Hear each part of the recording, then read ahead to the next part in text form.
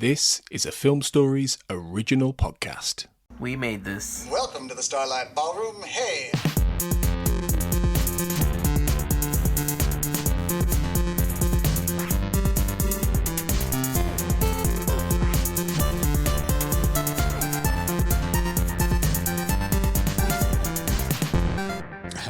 And welcome to Shipwrecked and Comatose, the Red Dwarf podcast on the We Made This Podcast network.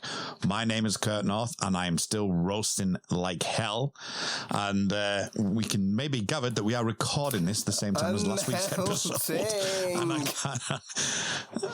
And I'm melting now. I'm looking at my fan. It's telling me it's 31 degrees now. So I'm pretty much sitting on a leather chair. But joining me is fellow co-host Mark Adams. Mark, are you surviving? I mean, I am a survivor. I'm a winner. I can't remember the fucking lyrics, but you know, I was trying to sound like a gay quoting that Destiny's Child song. Hello. I'm not very good at gay shit. So you're not a true gay? Other than the best. Well, I'm good at that. That's the one thing I am good at. The actual gay thing. But the rest of it, gay culture, that's it. I haven't got a fucking clue. Joining us for the second time is Colin Jackson-Brown. Colin. Hello.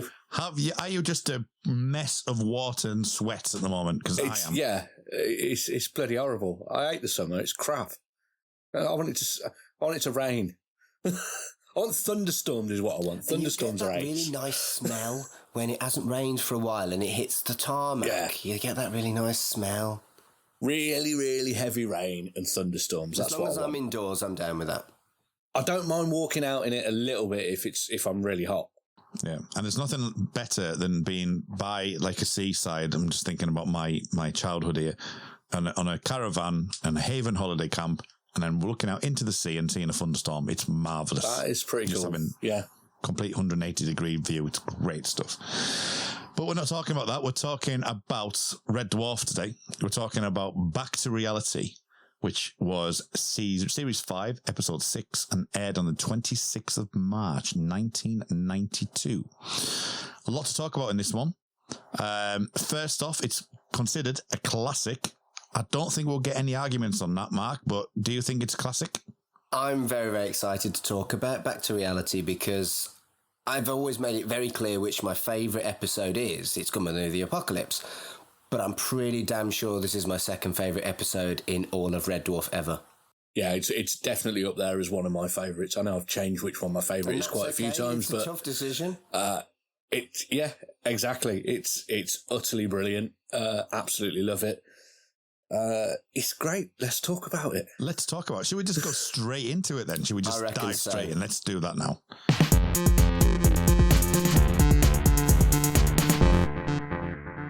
Right, Back to Reality. We have to start with, again, behind the scenes with Juliet May. She directed the Esperanto stuff, and it was the first part to be directed, and then Grant Naylor did the following two parts. So the first part is actually really, really good. I think it's fantastic. There's a couple of things in there just before we delve into it in proper, just a while ago. Is it me, or when Crichton says, just when they're coming back to the ship, we have to go, is that not from the previous episodes where he said that? I'm thinking of the quarantine episode, because he says exactly the same. And I've always had it in my head, you know, I said it on that episode, Colin, you won't have heard it, but I said on that episode, I was like, that's a line that always gets stuck in my head. It's, we have to go. And it's identical, and I'm pretty sure it's been mixed in. I wonder if it was always deliberate, because, you know, Crichton is a mechanoid, he is robotic, and would he have standard emergency responses, or is it just that they didn't actually record him saying that and had to reuse it? And just use ADR, because they are running, actually, so they don't need... They probably had it running away. Oh, it's definitely ADR. It's whether or not it was ADR that they just got a sample or recorded a specific ADR. Yeah. But what I will say about that scene, the intensity in that we have to go, it is genuinely tense, along with the music, which is very kind of Jawsy, I thought. I don't actually care whether it's ADR, I don't care whether it's samples. It's really fucking tense. Yeah. Like, really good sci-fi tense. It's a very, very sci-fi horror opening, the start of this episode, and it's very alien. There's aliens and alien references all the way through a lot of this episode. It's like, you know, the bit where it starts off where they're going down to a terraformed planet, which is aliens, and then it's like the bit where they find the space jockeys, and then the facehugger appears and all that kind of thing. It's great. Yeah, and I think Juliet May, I mean, as much as I haven't really kind of criticised her, I've just said the things that has been going on behind the scenes. And she does a really, really, she's the one that's completely responsible for this scene. And it's such a fantastic scene to start off with. Has she responded to, like, done an interview or anything like that about her time on Red Dwarf? And how does she see it? Because I know from what you said, she's not particularly well regarded amongst fans. I don't know. I mean, as I say, with just finding this out before we actually did Series 5, I haven't looked into that much detail about the response from it. It's just from the material that I've read. So it would be interesting to get that other side. Maybe it's one of those where it was early on in her career. It was one of her first jobs kind of thing that, you know, she would have learned a lot, I think. And I don't think there's been any kind of ill thing with it. I just think it was the wrong. It sounds like it's more the wrong fit than anything else, really. But she was gone by Series 6, I assume. Yeah. And she only did what she did on Series 5 and didn't seem to have a very nice time of it. No, and it just seems like the whole production team they didn't seem to have. I mean, going onto this episode, this was potentially going to be the first episode of Series 5 as well. Oh dear. The order that they have it in is much better than the original order.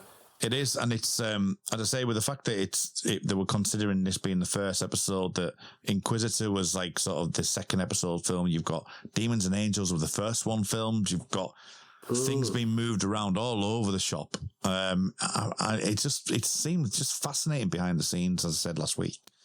Rob Grant, Doug Naylor gave the script to Paul Jackson, and Paul Jackson believed that they were going to do Back to Reality, and this entire season was going to be the Dwayne Dibley, Billy Doyle kind of thing. Good grief. Well, that would have been a concept album season. Yeah. Archer's done stuff like that recently, actually, when you think about it. Archer ended up at... Do you watch Archer? No, I've seen little bits of it. So Archer started as a kind of a spoof James Bond, but Archer ended up in a coma. And in this coma, he's done sci-fi Archer, he's done, like, 70s cop show Archer, he's done...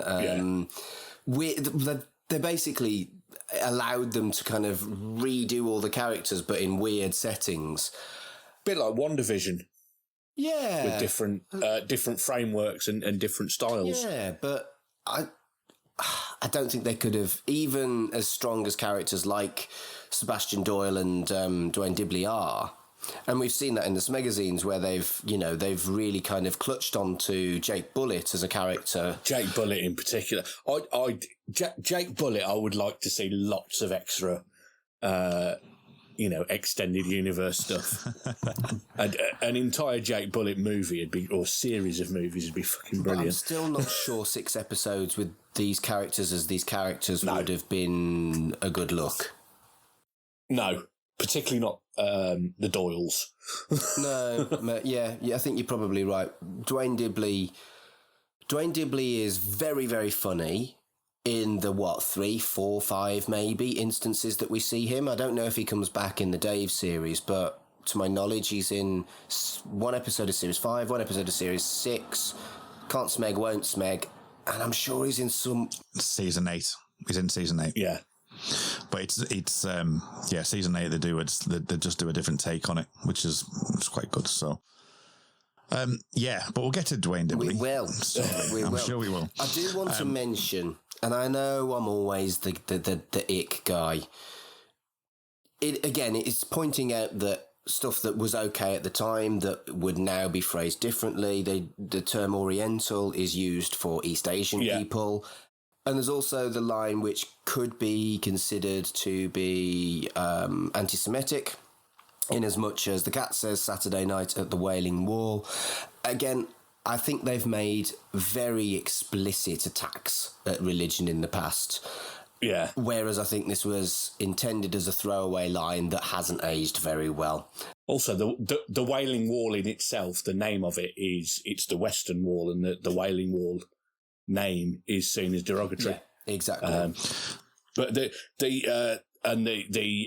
Oriental bit, which is basically where they're going through finding various different corpses, and they're talking about here's one committed suicide, but obviously the Oriental one clearly committed seppuku, which I did think was that was the ickest bit for me of that bit. It would have been ick if they'd just said Japanese, because it was exclusive to Japanese samurais, seppuku. Yeah, it still seems a bit like he might have just killed himself. It might not have been that it was seppuku. Well, because isn't that seppuku? Wasn't that killing, taking their own life because of feeling that they dishonoured people? Yes, but it was a specific. It was dishonouring themselves, and it was a specific ritual where they would hold their sword into the stomach and fall onto the floor. So you probably could actually identify seppuku. That's fair, yes, because it does show the sword in the stomach. So yeah, that's fair. I just haven't got enough knowledge on it. They should have said Japanese rather than than Oriental. But this is something that I discuss with Fraser relatively regularly on Writing the Childhood, is that 80s and 90s knowledge of East Asian culture has always melded Chinese and Japanese culture together as one thing. The perfect example that I will give 100 times is the Teenage Mutant Ninja Turtles have a Chinese peasant's weapon for one of their characters. The nunchaku are exclusively Chinese, and ninjas would never have used them. So it's symptomatic of the time that people were fucking ignorant. Yeah, I didn't know that until you mentioned it on Writing the Childhood. So it's not something that many people would know, I don't think. But life's an education. It is. So. And like I say, I think these are... Perhaps the Wailing Wall one is a little bit more unpleasant because I think Wailing Wall was already a term of contempt.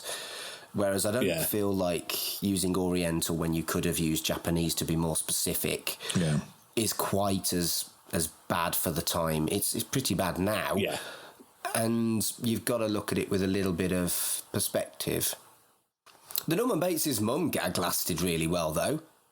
Yes. Yeah, that still works. It really does, doesn't it? And, you get the odd reference, Kevin Keegan, Peter Beardsley, whatever they also have done in the past. I think Psycho is a little bit more timeless than random footballers from the 80s. And again, there's that link to last week's episode, which I talked about last week with Psycho. So that's obviously in the mind at this point. I just wanted to touch upon something. Now, a lot of the information that I get, and I've mentioned this before, is from a book called Stasis Leaked Complete, which is by Jane Killick. And she's, during this element, she goes through episode by episode and gives background information and stuff. And she was on set during the recording of this. Cool. She says some couple of interesting things, and a lot of this book actually mentions some of the magazines interviews that you've been talking about and things as well. But she talks about the where we are in the world of Red Dwarf, and she doesn't allude to Chris Barry and the British Empire, but that is part of this. That they weren't too sure whether or not they would go to season 6 because. Obviously, Chris Barry's going to do British Empire. But there's also a mention of, within this book, and I'll move back to something else after this, about the USA pilot And with Crichton. Right. that they were struggling with the Red Dwarf pilot and some of the stories because the USA had a new religious broadcasting law, Shit. which I found was really fascinating. The things that we've talked about with their thing with religion, that they seem to have had to rewrite stuff for the USA, obviously episodes which didn't air, but they were busy with that. So I found that really fascinating that the USA were a bit more progressive than we were at that point. Interesting. Yeah. So so there was that. Also, have you ever heard of the Ooh-Wee-Oo TV show? The what, sorry? Ooh-Wee-Oo. I look just like Buddy Holly. Apparently, I was thinking of Doctor Who. Yeah, a little bit. Apparently, Rob Grant and Doug Naylor were just about to start work on a new TV comedy show called Ooh-Wee-Oo. I was going to say podcast there. And it was a play on the Twilight Zone. It was like the do-do-do-do-do-do-do. Oh, yeah. Okay. And they talk about it in quite It's a significant terrible detail. fucking name. But obviously that didn't come off. But you know, it's interesting that they were looking around this time of like moving on, you know, from the show, which I found really fascinating. Anyway, going back to the episode, let's go back to the Esperanto, and you've got as I say, the whole Haddock committing suicide, which was, to be fair, you know, is great. I also think, looking back at some of the Dave stuff and some of the humour, the line where Crichton says, when he was talking about looking at options, any alternatives, Crichton says, none that occur. And then Kat goes, hey, wait a minute, I've got it. Don't fish swim south for the winter. And Crichton says, no, that's birds, sir. Says, birds swim south for the winter. Swim south. How do they breathe? There is, in Red Dwarf 10, I think the very first episode, it's that type of humour. And so for me, it's like, that is Doug Naylor. That is Doug's humour. Yeah. So I'm starting to see like the differences in their humour as well, which is something I wouldn't have picked up before in the past. Awesome. Anything you want to bring up with regards to the Esperanto scenes then, other than the stuff that we've discussed there? Do you think I we've done that? wonder if the calling it the Esperanto is a reference to Rimmer trying to learn Esperanto? Or is it, I don't know, it just seems like an odd coincidence. And they could have named it anything in the world. Yeah, but it's a blatant clue, isn't it? It's a blatant clue. It's a blatant clue. You twonk. Blatant, innit? So, obviously they've discovered at this point that the reason that these people have killed themselves is due to some kind of hallucinogenic squid ink. So I thought I'd have a look and see if there are actually hallucinogenic octopuses or squids. And there aren't, but there's quite a lot of hallucinogenic fish. Okay. There's one called the Sarpa salpa, or Salina fish, which is, if you eat it, tripping balls. So, that's interesting. All right. That was the extent of my research. Because where does one acquire one of these fish? The sea. If you ask a silly question. Occasionally in the sea around the British Isles, but I believe they're mainly sort of Italy, sort of Spain, type Mediterranean sort of area. Is it illegal to consume this fish, or is it a legal high? I don't know. I didn't look that far into it. Why the bloody hell not? And why haven't you fish, arrived at this recording with a fish? Well, you know, there's no legal restrictions on social distance anymore. So if we want to get together and eat some hallucinogenic fish and release that as a special, that is the special that everybody wants. I remember I got absolutely hammered. Right, I went to Holiday Haven car park. You need to be hammered if you're at fucking Haven. Well, the reason being is that my best friend's brother-in-law played in the band. So we were going there for a bit of a holiday down in Scarborough, and he was playing. So we went down to see him. And I was that drunk that I tried dancing on the dance floor when you weren't allowed to. I almost fell off the side of the edges, like sort of like in the wings, like I almost fell off there. And then they left me to it and they went out drinking to the nightclub. And they came back and supposedly I was talking about the little kid that was in the caravan across from me. And I was adamant that he was flying past my window. It's like he's hovering past my window. It's just like, hey, that kid has just been hovering around my window. That's a special level of drunk. Yes. I've just Googled, is Sapa Sulpa illegal? Right. Yeah. And it takes to a link which doesn't answer that fucking question. But you can buy a Sapa Sopa or whatever it's called. Super Soaker. You can buy a Super Soaker. Yes, it looks like there are places to buy them online. Although the article that I've just seen describes the hallucinations as terrifying, and they last up to 36 hours. So I think I might miss that one out. Oh. I was hoping for like a Beatles video or something, not fucking terrifying. Yeah. Well, it's a despair. No, I think it is more despair squid. Yeah. Fits in quite well. What do you think to the compression chamber? When they're actually in the compression chamber. When they're crying at each other. It's wonderful. Yeah. It's absolutely wonderful. You guys just fall apart. Wonderful. That is my quotable. It's like the way that Kat is so holding it together until that final line. I think it's great. And it's true. No one's really ever really cared. I mean, I get in those states when I'm drunk, which is why I don't drink very often anymore. I very much turn into Lister. And it's completely unjustified because I have been loved. But fucking booze, man. Why did we ever do it? The setting for it's almost like they're going up in an elevator where it's clearly kind of a warehouse. Yeah. I think it's so close because they're trying to save money on the scene. And the fact that Rimmer also says, like, you know, it's 2,000 and closing. Oh, what do you mean? You could have lied. I was lying.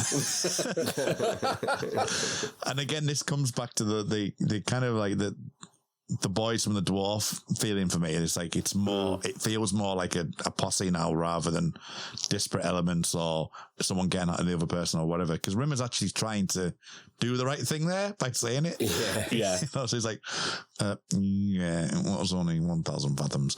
I think you're onto something though with the almost identifying the humour and being able to tell who's made which gag. Because one of my favourite gags in all of Red Dwarf ever is, but I lied.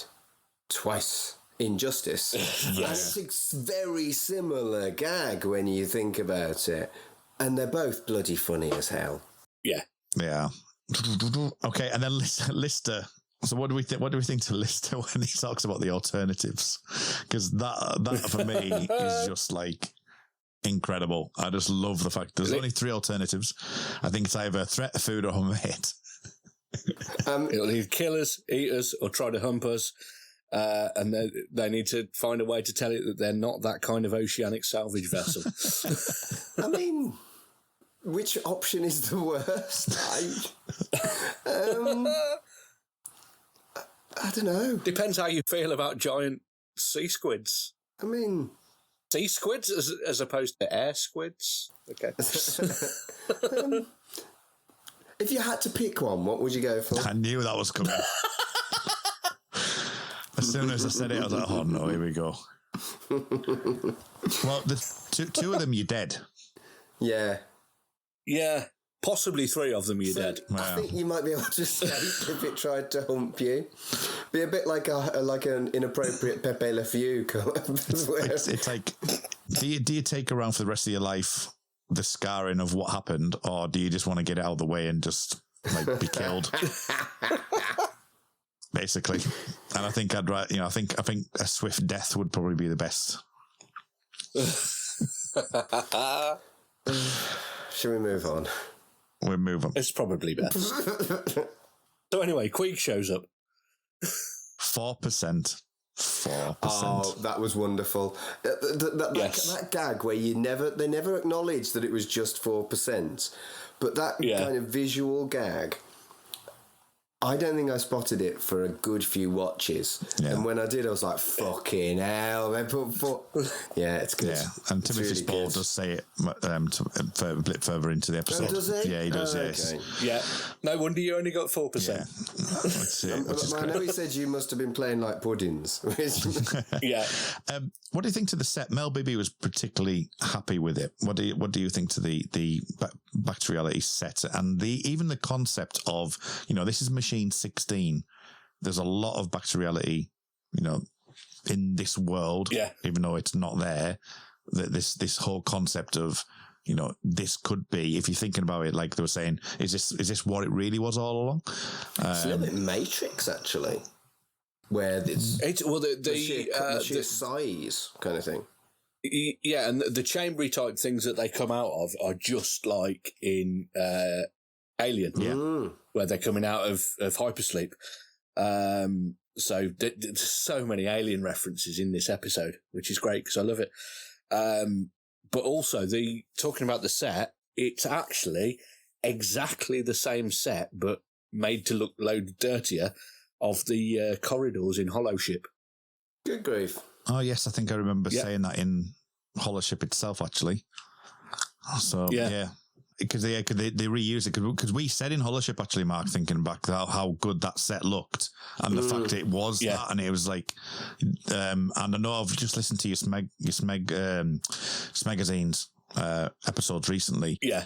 And... you basically say that exactly what I've said with the financial stuff. It's like, it looks like it's more money, but it isn't. It's like they've actually just made use of what they could. And they've learned what they're doing with it better. Yeah. Which is fascinating that they then brought in a director that wasn't ready to direct it. So they got past some original problems and then ended up with some new problems.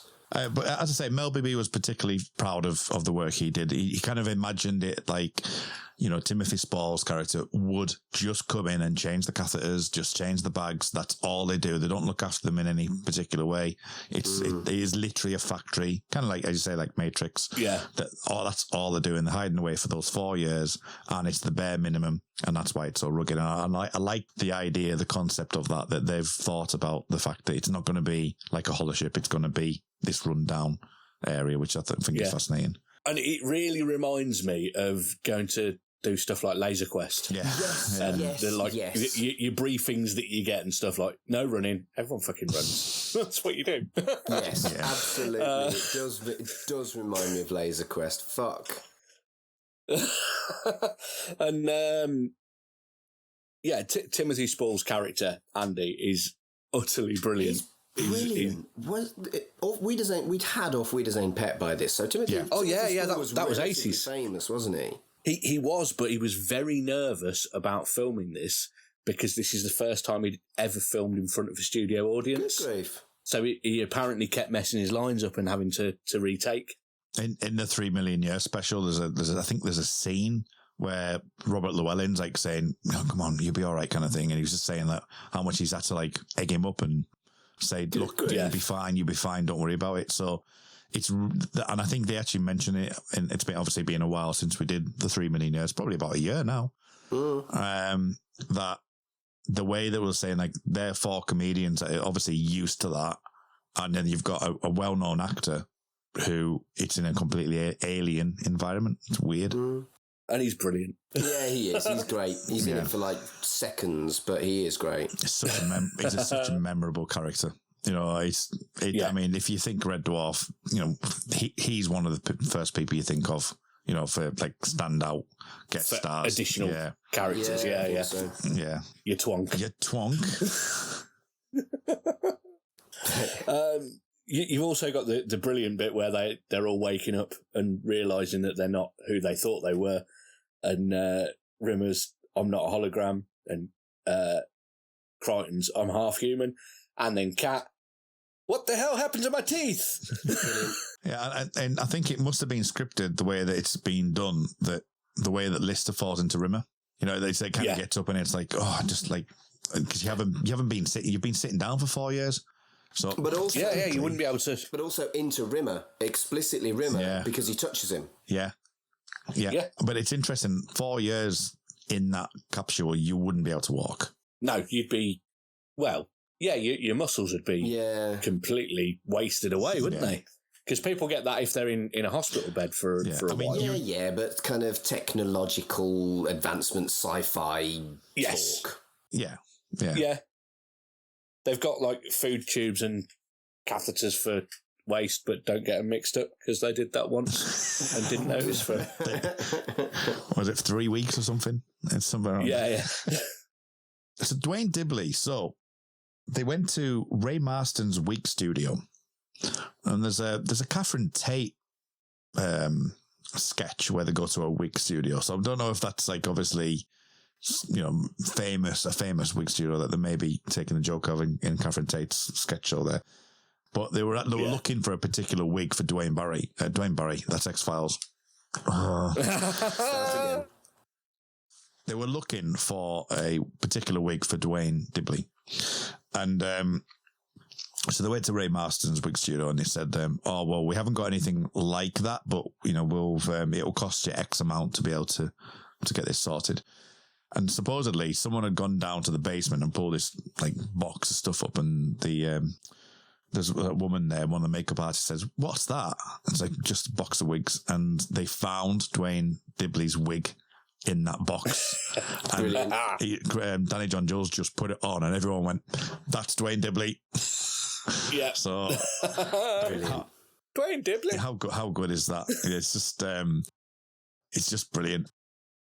I don't think I can actually physically like say to anyone who's a fan of Red Dwarf just how iconic that Dwayne Dibley is. You know, it's like I can open beer bottles with my other bite. No, all of that stuff. No, I can't be Dwayne Dibley. You know, it's reaction. It's just. I was going to say the camera work on which one's Dwayne Dibley, where it goes around and then you see the realization on Dwayne's face. Yeah. It's golden. Absolutely golden. No, I can't be Dwayne Dibley. It's just so perfect. That 10 seconds is perfect. Yeah. That's the bit where Lister's going through the belongings, isn't it? Where he's got like an anorak and plastic sandals. Yeah. And then he realises that it's him. And he's like, I can't be there. A no-style Gimbo with teeth that the Druids could use as a place of worship. Which I actually had to rewind and double-check because I thought that he had said with teeth that the Jewish could use as a place of worship. Thought it was yet another Wailing Wall one. But no, it isn't. I was quite relieved because I was like, no, don't do that again. Good, they didn't. But the reveals are all really, really well done. I feel like the scene it takes its time, and by the end of it, we are used to these new characters, almost. Yeah. And it really does... They establish them brilliantly, don't they? And it really does make you think, shit, these are the people that have been playing our guys. Yeah. And I think... Obviously, we've seen this 100 times, but imagine on your first watch, you didn't know there was going to be a Series 6, you didn't know the end of the episode. Imagine thinking that this was how they were going to end Red Dwarf. Yeah. That's brutal. And it's brutal because it's so well done. It's even referred to, like you couldn't have done this because it's just a bit too close to the Ewing wake up from a dream situation. It's just not quite, you could. I'd argue this is better done than fucking. Oh no! That's they were saying the same. But what they're saying is like it's just that bit too close to it. It's like they've just woken up from a dream. It's a better than rallying game. That's a bit of a cop out. You know what I mean? It's a bit of that. And I think, like we said at the beginning of this episode, had it been the first one and you had like a full season of it, one television wouldn't be ready for that anyway. But then you've got like, you probably lose viewership from it. I think you could do this. Oh yeah, definitely. Definitely do this as a Red Dwarf special, as like an hour and a half special like they would do now. Yeah. Or even like in modern TV things, if they were to redo like, books have been done by having them back to reality. So the fact that, it's a concept that's well thought of is another reason. So. Yeah. And I also want to say, Craig Charles looks fucking cool as Sebastian Doyle. I would love to look that cool. Oh, bastard. Craig Charles tends to look cool all of the time, though. Well, true, but he looks more sophisticated cool than rock a dude with a band cool. And I'm getting old. I want to look sophisticated cool rather than rock a dude cool. In the book, it says that the woman Jane Killick was a writer for Starburst magazine. And that's the reason why she was on set, because she was part of that and was writing for that. Craig Charles had apparently said that, you know, it was great to be able to play this version of Lister because that's more like me. Always I'm the cool guy. Which I thought was great. I would do want to ask you, just as a concept, like, so the Despair Squid, you've got Andy saying all of this stuff, which is hyper intelligent about the Esperanto. It's a clue, isn't it? It's hope defeats despair, the despair squid. It's a blighting clue, isn't it? That's all coming from the joint minds of all of the dwarfers, because it's a shared experience. It's a shared world that they've built themselves because of the despair squid. In itself, I find is really fascinating because what they're saying is really, really hyper intelligent. But even things that are instilled in it as well, things like the microdot, you know, there's a lot of like law in it as well. Yeah, the microdot with the captain's message where it turns out that Rimmer was a hand-picked special agent for the Space Corps, and he was there to guide Lister to jumpstart the second Big Bang, and basically turn out to be God. Bang. Yeah, the whole series has been great. The writing has been on point. The comedy has been great. But I think as a sci-fi concept, the level of detail and genuine care that's gone into it for, like you say, it's only one episode. It's not 6. It's not like a concept season. Yeah. It's great. There's just so much packed into 25 minutes here. And also going back, I know we're going all over the place here again, but fine. Going back to Timothy Spall's bit where he's going, oh, that was obvious. It's just like games like Monkey Island and Day of the Tentacle, where they've got these ridiculously convoluted puzzles to, you know, in Day of the Tentacle, there's at one point you need to stop an old lady from getting caught by a mummy as you push her out of the door on a wheelie chair. So you have to go back in time, swap a hammer round, so some twins, where one's left-handed and the other one's right-handed, swap which one is sculpting the other one so that the statue that's in the room is the other way around so she doesn't get caught on it. It's that kind of level of utter fucking ridiculousness. Yeah. And I like stuff like that. You see, I hate stuff like that. So I think the Timothy Spall character really kind of grates with me, that I can't get my head around certain puzzles, and it happens to be the kind of bullshit that Timothy Spall's talking about. So I think perhaps it's a relatively sophisticated humour that means isn't the Timothy Spall character a bastard, and you're more along the lines of they should have spotted this. Isn't it funny that he's taking the piss out of them? No, I don't think anybody should have spotted it. All of those puzzles, you have to fucking look it up. Yeah. You have to have been given a clue at some point. Anybody that says they haven't looked it up is a fucking liar, because there is no way that you can answer some of these puzzles without looking it up. But it's still fun. And those old point-and-click games are fucking great. I don't like them at all. Matt and Tony need to do more episodes of Ask Me About Loom, damn it. It's great. I want more of it. So yeah, the microdots, you've got all of that. What I like with Timothy Spall's character Andy as well is that the way that you still get that Rimmer-esque comment, things like, well, the truth and why he's such an insufferable prat. You know, so you still get, you know, there's the attitude is still there, which I think is great. Hold on, you mean you were playing Pratt Rimmer for 4 years? Oh, it's great, isn't it? Absolutely fantastic. Full confession here. I've specifically written a gag in my notes that I want to get out there. So I'm going to do it now. Okay. We're talking about how cool Craig Charles looks when he walks past that viewing screen and sees someone else playing Red Dwarf the game. Hey, Kachansky, shut up. That guy. That looks absolutely fucking unwatchable. Those four characters playing that in a fucking telly show would have been fundamentally unwatchable. But why? But why did they not see that when they're going over to do the USA pilot? That was my fucking gag, Kurt. I'm just pointing out my notes on the screen that say Red Dwarf USA. We all wrote down the same gag.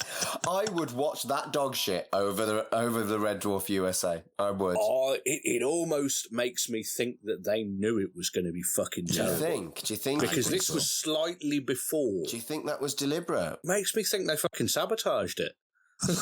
I don't think Robert Llewellyn would have sabotaged it. Grant and Naylor did, or possibly one of them did. I don't know if that might be what contributed to them splitting up eventually. Perhaps one of them wanted to do it more than the other did. Total speculation, possibly bollocks.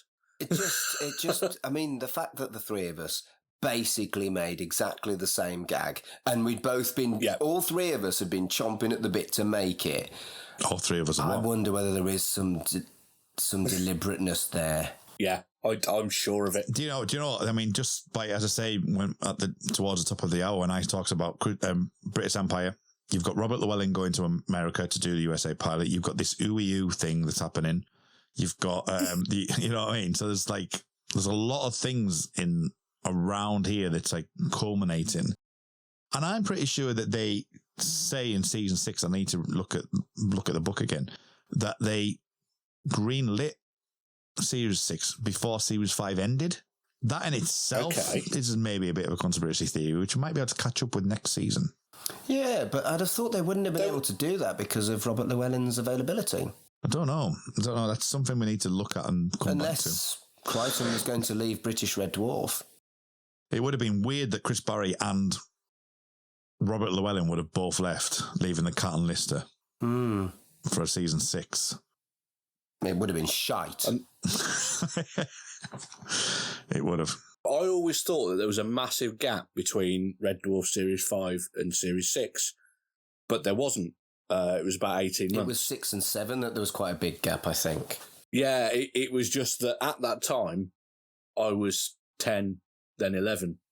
So when you're waiting for something that you absolutely love, it fucking seems like ages if it's that long.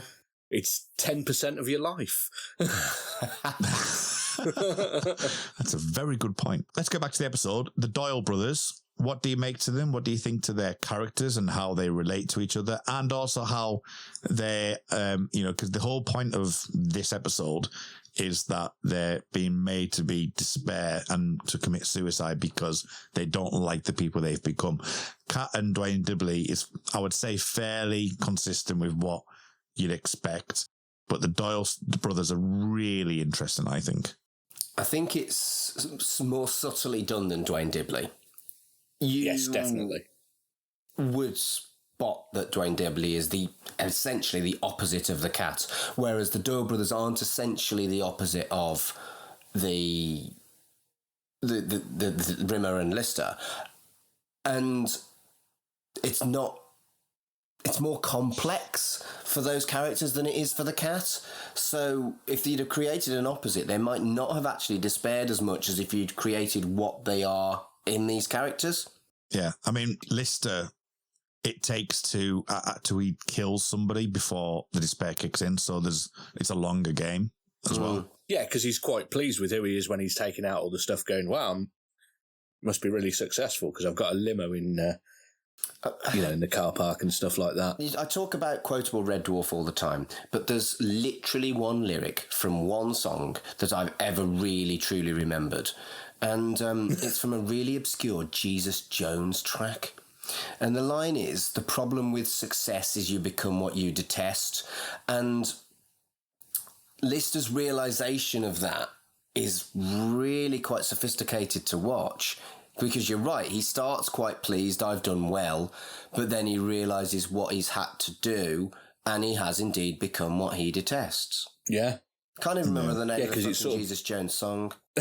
It's building throughout the episode, isn't it? Where they're learning, there's like little background details, like the posters on the wall that they see in a bit that make it clear that this is a dystopia. And then it turns out as they go along that Lister is the boss of the dystopia. Yeah. It's a really, or at least very, very high up in it. It's a really brutal dystopia too. Yeah. Before we get there, though, about his brother, the fact Rimmer, because again, it's almost like it's a building, isn't it? You've got Dwayne Dibley, you've got Jake Bullitt, which will come back later on. Again, that's left in the thing, but you've got the two, Dwayne Dibley and Billy Doyle, isn't it? There, so he's quite quick. They're quite quick to get Rimmer. They're quite quick to go. Isn't it obvious? And it's like, so that is in itself is quite quick. So I like the fact that out of the four of them, they've split them up and peppered them through the episode, which I thought was quite effective. Yeah, I don't think it makes it really very obvious. Or am I dumb? No, I think it's quite expertly written. I think it really is, and I do like the play. Before we do, as I say, move into the dystopia, the play on the Doyle name, it's like William Doyle, and rather than Billy Doyle. I thought that was really nicely done as well. I thought it was nicely written. Names are important, man. Yeah, Jake Bullitt. That's traffic control. Yeah, you can swivel on this mid-digit. It's just. Robert Llewellyn kept the badge, by the way, as a souvenir. Brilliant. Yeah, and also just like it must have been quite nice for him to like not be in that suit and just be in the head, right? He's just got the head, hasn't he? Yeah. Because he gets there and he's got his full, his full feet. Craig Charles's feet are absolutely disgustingly dirty. You see, I am not into feet, so I didn't spot that. They're like coal. It's like they've been standing on coal for like an hour. They're that black. It's incredible. And they've got a guest star. They've got a guest star as well in Lenny von der Heulen. Any of you Twin Peaks fans? I've seen it once. I've started watching it. Okay. I've attempted to watch it twice and not got all the way through the first series. One day I will do because I really do want to. Because he's in season 2 and he's in Firewalk. I don't know if he's in Firewalk with me, but he's referenced. Yes, he is. Yeah, he is in Firewalk with me because I was checking his IMDb earlier. Right. Okay. Because he's got quite an important part in the story because he's got hold of Laura's diary. In that, so he's he plays an agoraphobic who Laura had been to see him. And it's like divulging information to him about the various different things. And she leaves the diary with him. And that diary is obviously fascinating for who killed Laura kind of thing. So, so he's quite a pivotal, he's in maybe about 5 or 6 episodes of the second season. So he's quite pivotal for that. Oh. And it's actually Francis Barber who got him the role as well, which I found really interesting. And he's the cop? He's the cop, yeah. Yeah. Yeah. Yeah, but Francis Barber was was Jenny, the genetic mutant. Jenny who? In Polymorph. I was having a look through IMDb to see what other people have been in, and Lenny von Dahlen and John Sharnian, who's the new version of Lister, both did various voices of like NPCs in Red Dead Redemption 2. Oh, right. Cool. Okay. Which I thought was quite interesting. And also, the little girl that we're about to mention in a minute is possibly knows Danny John Jules because she played Chickweed, which is the little girl that's in a lot of the workshop scenes in Maid Marian and Her Merry Men. I've heard of Maid Marian and Her Merry Men. It's really good. You need to watch it. I've heard it was a bit overrated. I'm going to fight you when we record that right in childhood at some point. I want to talk about how fucking so bang on about current Britain this is. Yep. They establish it's a fascist state, and then they use terms like enemy of democracy. They are explicitly gaslighting their citizens, and if that is not what the British government are currently doing with us, I don't know. This just resonated really hard on a modern rewatch. It punched me right in the gut. I mean, the current Tory government aren't quite as honest as vote fascist for a third decade of law enforcement, but They may as fucking well be. Yeah. Also, another blatant clue, Bay 47, which is the car parking space where Sebastian Doyle's limousine is. Room 47 is the quarantine bay on Red Dwarf. Is it? Holy shit. Yeah. How do they get Right. these references so good sometimes and then fuck it up so horrifically with other things? And then have totally inconsistent things at other times, like appendixes being removed Yeah. on multiple occasions. Well, appendixes in 3 million years just respawn. So that's Yes. fine. Yeah, that makes sense. Maybe in 3 million years, that's true. So Jake, the cop, the girl, and Doyle.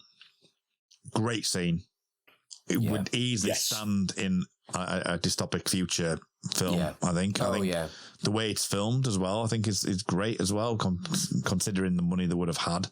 The fact that you're in a real world situation, so they've actually used it on location stuff, and especially kind of the whole, as you say, the oppressiveness, the kind of the dark colours, and you sort of, using that, I thought was really good. And then obviously Jake and the gun, and apparently the gun meant to have a liquid in it, so when they fired it, the liquid would create a little bit of smoke, and they didn't quite film it right. So this is from this Jane Killick, who said that they were watching it and, it didn't fall in the right place. They said they need to film it, make it a bit quicker. So the final shot, you don't really see the smoke in the second bit. And then apparently Chris Barry was talking to a makeup girl and teaching her how to waltz during these. Good. So, those are some insider stuff. And Robert Llewellyn was going off to find a straw so he could have some drink. So those are sort of things. That reveal, I killed him, and then it flashes back to Red Dwarf. That reveal, again, I'm talking on a first time thing here. Yeah. Shivers down the spine stuff, because by this point, I am sure you'd be convinced that this was... You'd be invested in it, yeah. Yeah. It's so good. It's so good as sci-fi. Yeah. It's not... We're not talking a sitcom. We're not talking comedy. It is great. It's movie level. It's great as a sci-fi. It's like it totally sort of pulls the rug out from under you, doesn't it? With that little flash. It's almost like it's almost subliminal the first time it does it. Yeah, because it's a really quick cut. Yeah, you could quite easily blink for a couple of seconds and miss it if you're not properly paying attention, which you should be, because it's Red Dwarf. Pay attention, motherfuckers. Yeah, because they brilliant. instill things like Bay 47. You have to watch these things. Yes. There's no Costa cups here. There's no Starbucks cups hidden away in sort of massive TV shows. Mainly because I don't think we had Costa or Starbucks at that point yet, did we? I don't like coffee. The Volta Colonel and obviously that thing, before we move on, I just wanted to say that I do love the line as well, which is, again, dystopic.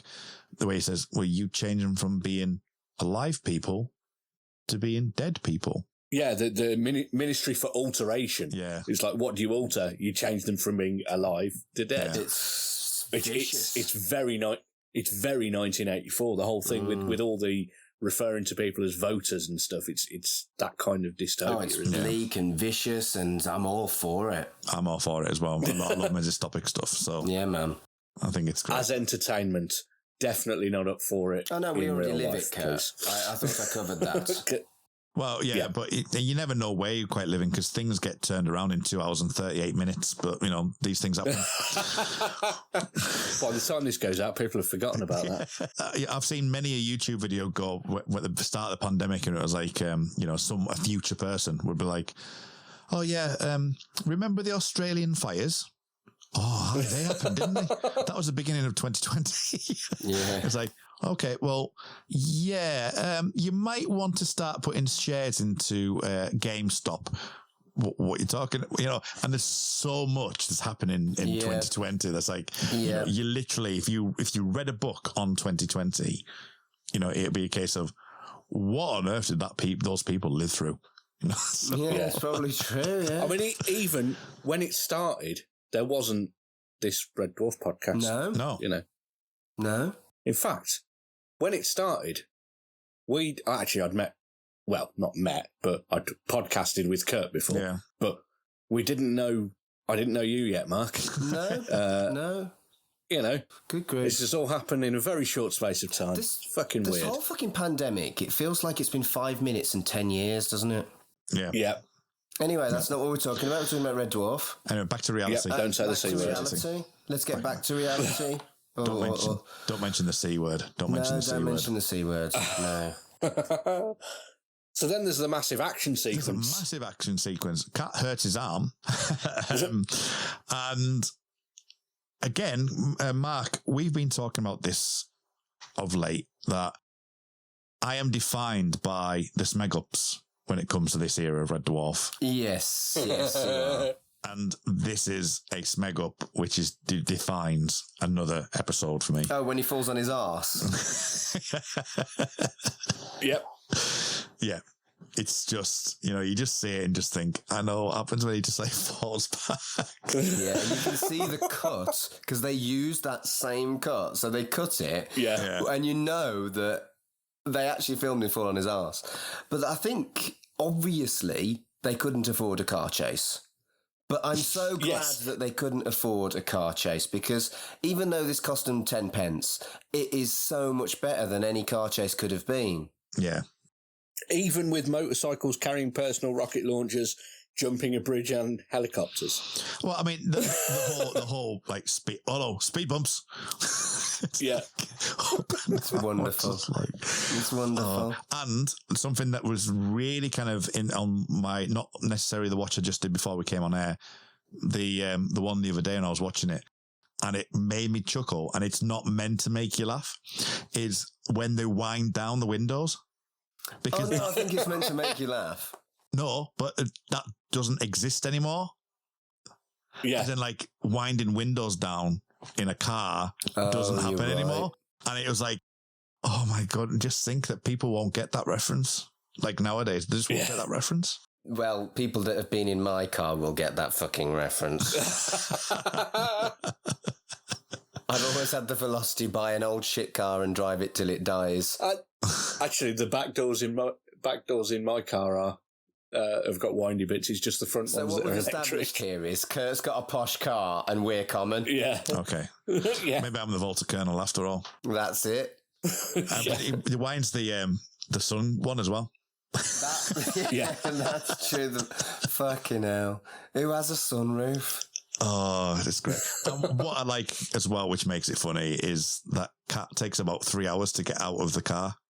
And they're just going round and round the circle. But Cat's trying to take his seatbelt off, and he's like this, and eventually gets out. And it's just brilliant. And what I like, you were talking about that not filming that scene, obviously because they couldn't. But what I really like, even the point where it says "I killed him," is that the way that the episode is filmed, it's filmed like a film. The stylistic of it, and you go back to the sitcom, and it's like Red Dwarf. So there's a clear dividing line between the two. Yeah, I agree with that. Do you reckon they used a different film grade or anything like that? Must have. It feels like it has. It does feel like that. And stylistically, it's definitely there. Yeah. And you can imagine it being, with the lighting and stuff like that, yeah. Yeah, so I thought that was really good and got a good kind of juxtaposition of the two. And I think it works that effect. And as I say, with the... contrast. Yeah, good contrast. Good contrast between them. Yeah, absolutely.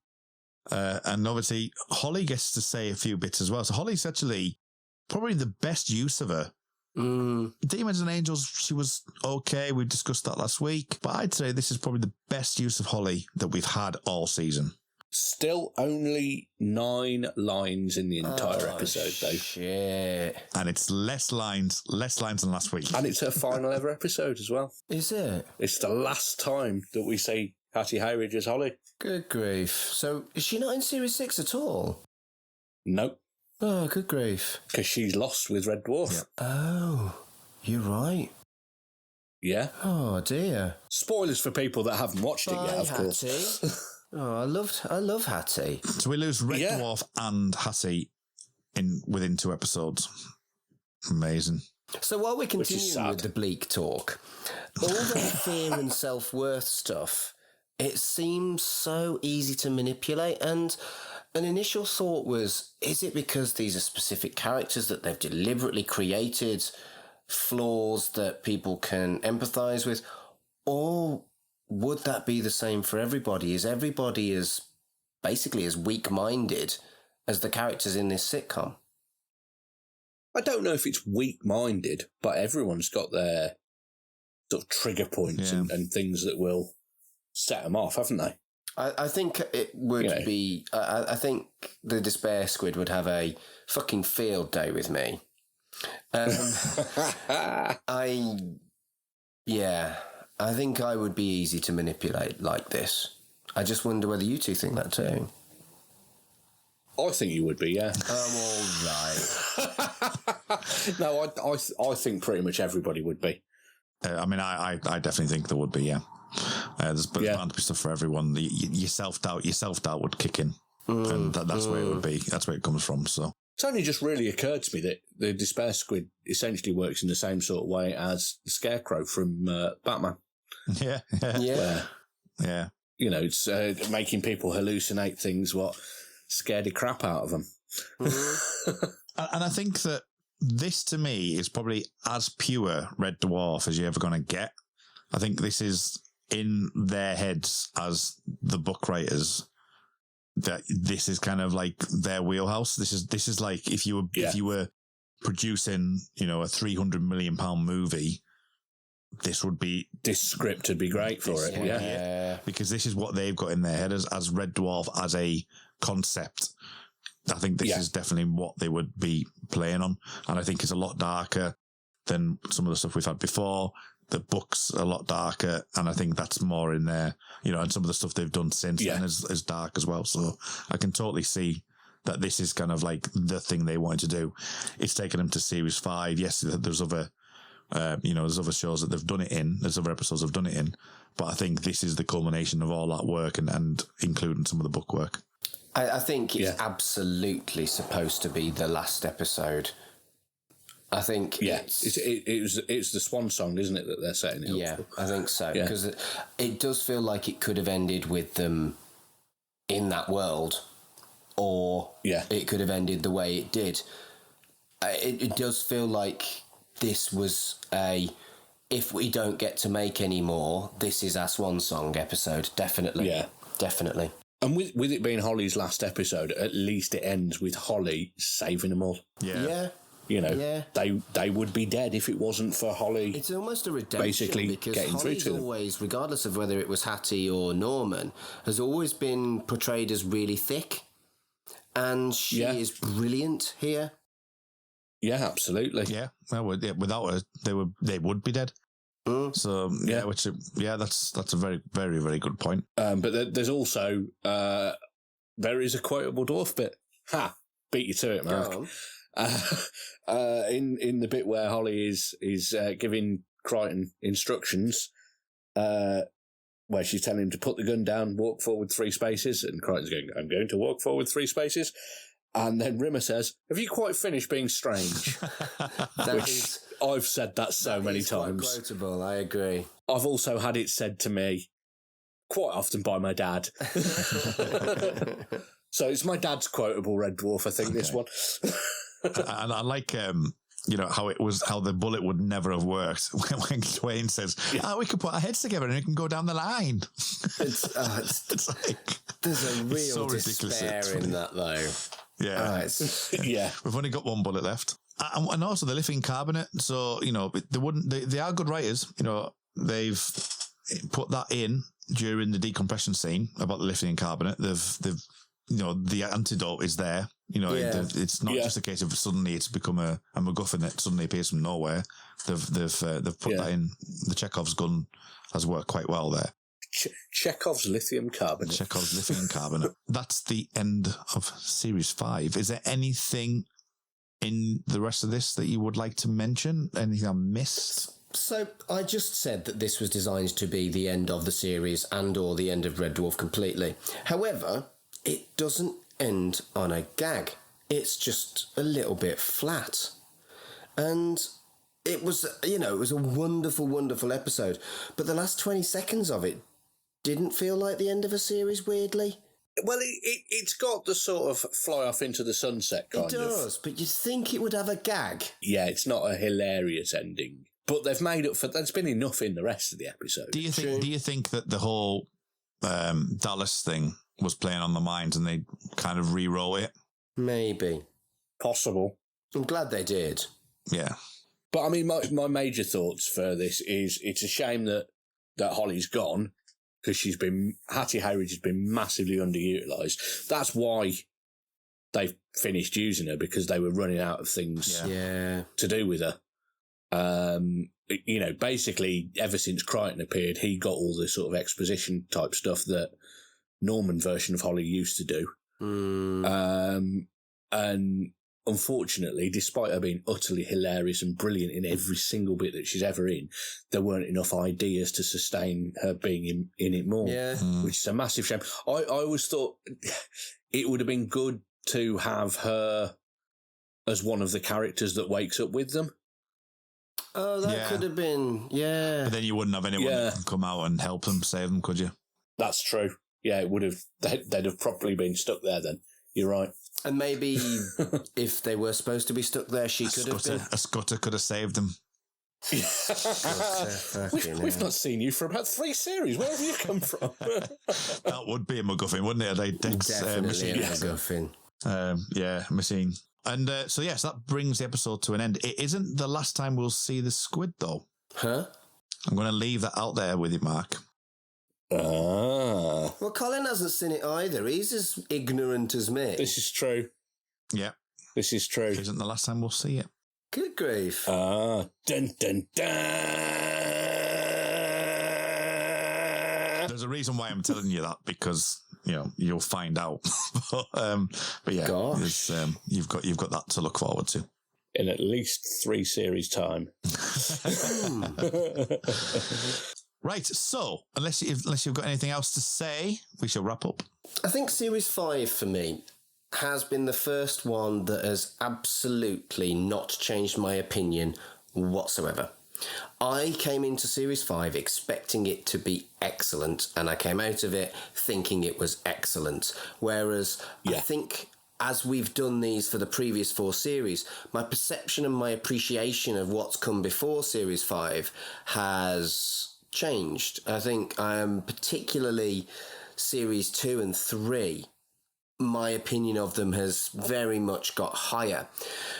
I think all that I've really kind of developed on my opinion of Series 5 is from the information you've given me, Kurt, that how the fuck they achieved this with everything that they were dealing with is flabbergasting. I'm not even sure flabbergasting is a word, but I'm flabbergasted.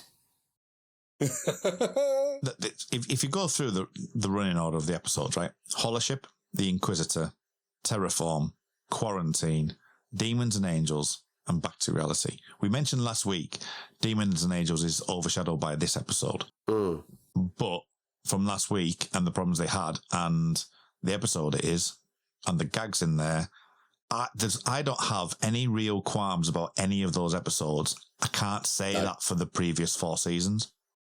Yeah, there is not a bad episode in the entire series. Yeah. It's all absolute top quality.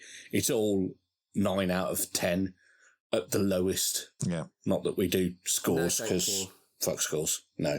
We're not doing that. It's 7 Scutters. It's not. It's just dead good, innit? It's just dead good. It is. Dead good out of Ace. Yes. Yeah, dead good out of Ace. That'll do me. Yeah. Dead good out of Ace. Colin, so you haven't had a chance to talk about the season as a whole, series as a whole. What would you consider to be your favourite out of the... if I would say Back to Reality is probably going to be the one you'd call, but out of the season, what really kind of gets you going for this season? I mean, Back to Reality is still probably my favourite, but Hollership it's up there, and it's not one that I thought was up there, right? As much as it is. That's one that I really, really enjoyed rewatching the other week, and like we were all just saying, the whole series is consistently fantastic. Yeah. And my memories of series 6, I think they managed to maintain that for the next one. Definitely. I hope that's true, because that's my perception going into it. Yeah. Yeah. Yeah. So we'll find out soonish. We will. And just think, as I say, we're over 16, 18 months of this pandemic that we've been in. This podcast has been on for about a year, and we're getting towards the end of season 5. And, before long, we'll have done the BBC shows. Yeah. Before we know it. And, I think it's going to be a fascinating. We're right in the midst of the best of Red Dwarf. Yeah. As much as I enjoy Series 8 and I love the Dave stuff, and there is some fantastic stuff to come that you haven't seen. It's still not the quality of 5 and 6, I don't think. Not much is. Exactly. And there's glimmers of it, and there's some fantastic things to come. And I'm looking forward to this part of the podcast, because we have a divergence now after series 6 of who's seen what, where. Yeah. Do people remember things right? Has people even seen the episode? How are we going to view likes of the Dave one? How are we going to approach that? There's a lot of things to come, and I think it's going to be really interesting and really good for the podcast. And I think that's a really important thing for us to actually very briefly talk about. Is there's a lot of podcasts that have come and gone because people were bored in lockdown, and there are some Red Dwarf podcasts that didn't last very long, regardless of whether they were good quality or not, and there were some Red Dwarf podcasts that put out lots of episodes but didn't finish. And we may slow down as we get on with our lives. We may not be putting out episodes as quickly as we have during the pandemic, but I tell you something, I will fucking finish this on my own if I have to. I'm with you, man. Yeah, I'm with you. We'll get there. We're all here. Absolutely. I think, and as I say, I think that's the fascinating thing for me. I think it's probably a good time to talk about it, is that, we've got one final season of the top tier Red Dwarf, and the rest is going to be interesting. It's going to be divergence of opinions. There's going to be people who's not seen stuff, people who've seen everything, and I am actually really looking forward to that, because we've done everything that we know has passed from being an 8-year-old or a 12-year-old child. We've all seen this. Moving forward, it's going to be different, and I'm really looking forward to that. Yeah. But we've got one more series of absolutely wanking over classic Red Dwarf. Good. And then you can stop me a clipper after that. Fuck me. Yes. Yeah. With that all being said, that was quite serious, that. Where can people find you, Mark, on that there internet? If you're looking for me as me, it is at MarkAdamsHC on that there Instagram and Twitter. If you're looking for me on other podcasts, I'm all over the We Made This network. I'm regularly guest on other people's shows, because we do this. We kind of chat to one another and go on each other's shows. I've been on Colin's show and stuff. And I'm not going on yours because I've only watched The X-Files once. But when it comes to hosting, I also host Right in the Childhood, which is about kids' telly, which I do with my best friend Fraser. That's at RITCpod on Twitter. I do a podcast about tattoos called Ink Stories at Ink Stories Pod on Twitter and Instagram. And I do a podcast about my job as a humanist celebrant. That's called Life's Milestones at Life's Milestones on Twitter, and available on all the places you can find Shipwrecked and Comatose. Excellent. Colin, where can people find you? So my own Twitter is at Mogwai Fear Satan. I've got 2 podcasts. We Dig Music, where me and 2 of my friends basically choose a different year each month and basically vote on our favourite songs from that year and find them out as we record them, and generally argue a lot. I've got another podcast called Through With This Month's Issue, where me and Ian from We Dig Music, plus a different guest, which Kurt's going to do one with us soon. Mark's already done one. Carl's already done one. Matt's already done one. basically we listen to an old free magazine CD from like Q Magazine or Kerrang or Metal Hammer and find the various horrors and delights within. And you can find both of them by searching for them. Excellent. You can find me on Twitter at rmuldrake. It's RMULDRAKE. I've now got an Instagram account as well at rmuldrake. So you can find me on there as well, which is a new one for me. Instagram's like Twitter on hard mode. Yes. All I'm doing is taking pictures. The most recent picture, which is that I've put on there, is myself and Wanda Maximoff. And I'm playing the character of Vision. Oh, you've done that face app thing. Yeah, and I think we make a marvellous couple. I really do.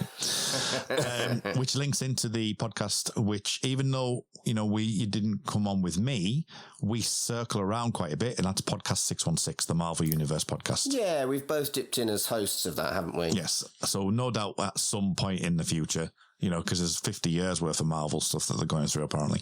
True that. That will probably end up on that podcast together. So podcast 616 just finished covering of Loki on a bit of a break, and we'll be coming back to do What If as well. So that's coming up soon. You can find me, as Mark alluded to, on the X-Files podcast. We're currently covering season 7. You can find that at the X_cast. And you can also find me on the Star Trek Picard podcast, which is the Make It So podcast. And you can find that at Jean-Luc Podard. And that's all the ones I'll say for this week. So thank you everyone for joining us for series 5. It's been a blast, this one, as we've said. And we look forward to seeing you over on series 6. Bound to be some specials. I think Smegazines are on the way at the mark, I believe. That's the plan. We haven't recorded them yet, so hopefully. Okay.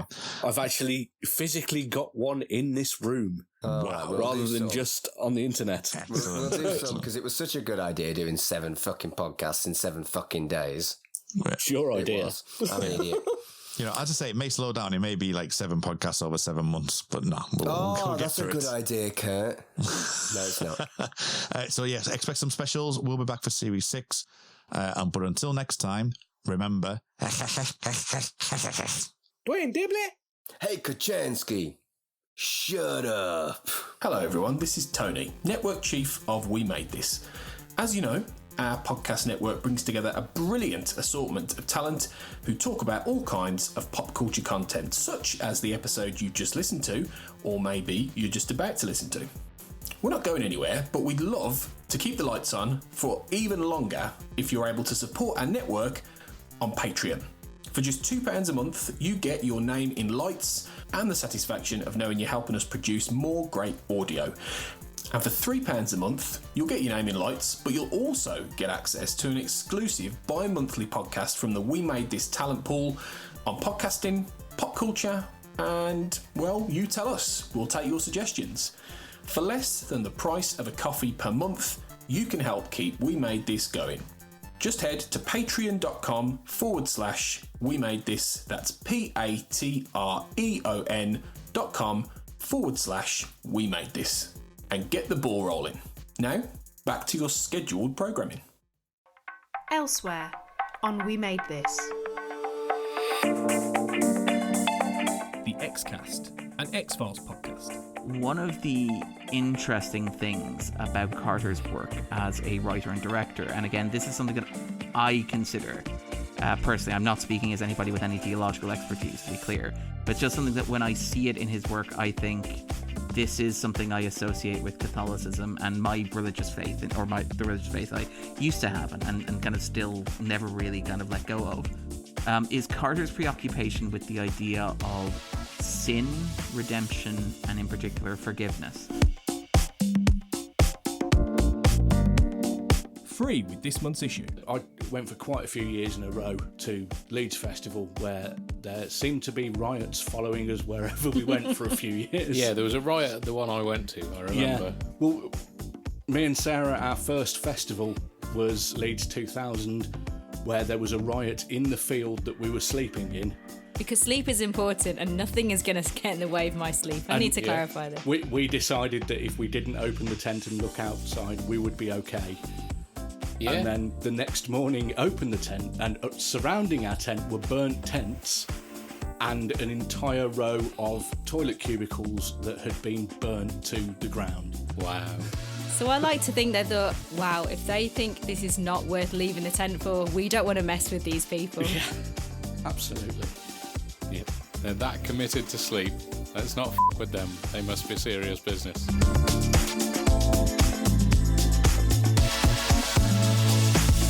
Pick a disc. And that was just before you trialed the phone line into the modem to get. Oh man, yeah. how much trouble I got in downloading music and giving the family computer computer cancer, trying to go through.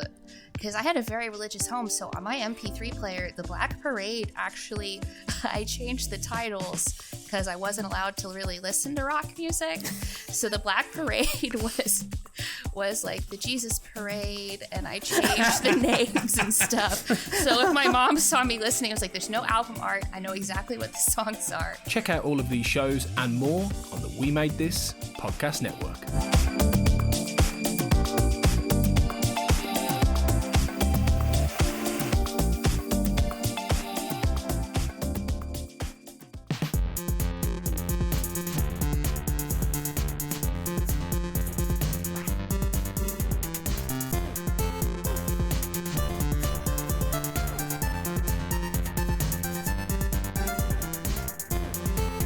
Shipwrecked and Comatose, a Red Dwarf podcast, was created and produced by Mark Adams and Kurt North.